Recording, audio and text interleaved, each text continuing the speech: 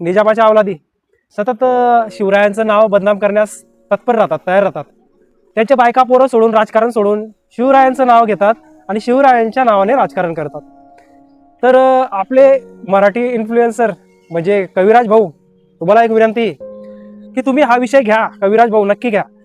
तुम्ही याला त्याला डवचण्यापेक्षा जे आपले बाप आहे शिवछत्रपती, या महाराष्ट्राचे, या भारताचे आणि या हिंदुस्थानाचे, मोगलांपासून आपल्याला ज्यांनी वाचवलं त्यांचा विषय तुम्ही नक्की घ्यायला पाहिजे.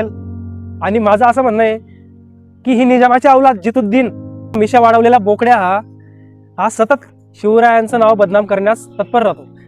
तर कविराज भाऊ, मला तुम्हाला एवढं सांगायचं आहे, तुम्ही या राष्ट्रवादीच्या कुठल्याही पक्षाच्या नेत्याच्या की जे शिवरायांचं नाव सतत बदनाम करत राहतात अशांचे व्हिडिओ का नाही काढत तुम्ही सतत ते मोदी बीजेपी, अरे ते बीजेपीला जरा बाजूला ठेवा. इथं आपल्या बापावर, आपल्या शिवरायांवर बोट उचलायला या निजामांच्या अवलादी तयार झालेल्या आहेत. काय तर शिवरायांच्या राज्याभिषेकावेळी शिवरायांच्या कपाळाला त्याच्या पायाने टिक्का लावण्याचा प्रयत्न करा.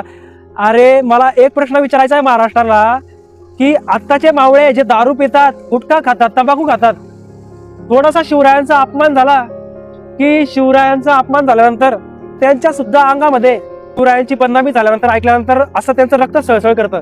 तर त्यावेळेस आपले धष्टपुष्ट, बलाढ्य आणि 100ला भारी पडणारे मावळे ज्यावेळेस शिवरायांना कपाळाला जर तो पायाने जर तो भट टिक्का लावत असेल किंवा गंध लावत असेल, त्यावेळेस मावळे गप्प बसले असते का? आणि शिवरायांनी जरी सहन केला असता तरी मावळे शिवरायांकडे राहिले असते का एवढा मोठा अपमान झाल्यानंतर? साधी गोष्ट आहे, जे मावळे शिवरायांचा अपमान किंवा संभाजी राजांचा मृत्यूचा बदला घेण्यासाठी औरंगजेबाला या महाराष्ट्रात इथेच गाडतात, ते मावळे शिवरायांच्या राज्याभिषेका दिवशी त्यांना पायाने टिक्का लावताना किंवा गंध लावताना गप्प बसले असते का? ह्या जितुद्दीनच्या निजामाच्या अवलादी शिवरायांचा सर्रास अपमान करतात, शिवरायांची उंची कमी सांगतात. अरे बिनाकलीच्या लोट्या, शिवरायांची जरी उंची कमी असली तरी त्या तुझ्या बापाला त्या अफजल खानाला फाडलाय ना त्याने शिवरायांनी. या निजामाच्या अवलादी शिवरायांची बदनामी करण्यास कधी थांबणार आहेत का? कविराज भाऊ, मला एकच विनंती आहे की तुम्ही या निजामांच्या अवलादींच्या विरुद्ध व्हिडिओ काढत जावा. मी सुद्धा काढतो.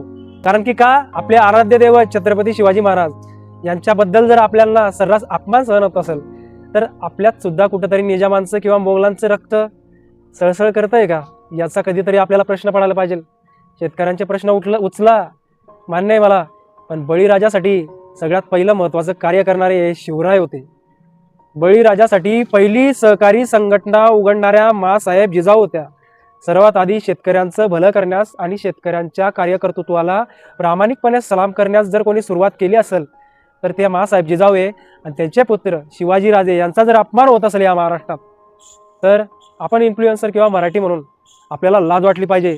या निजामांच्या अवलादींचा बहिष्कार करा.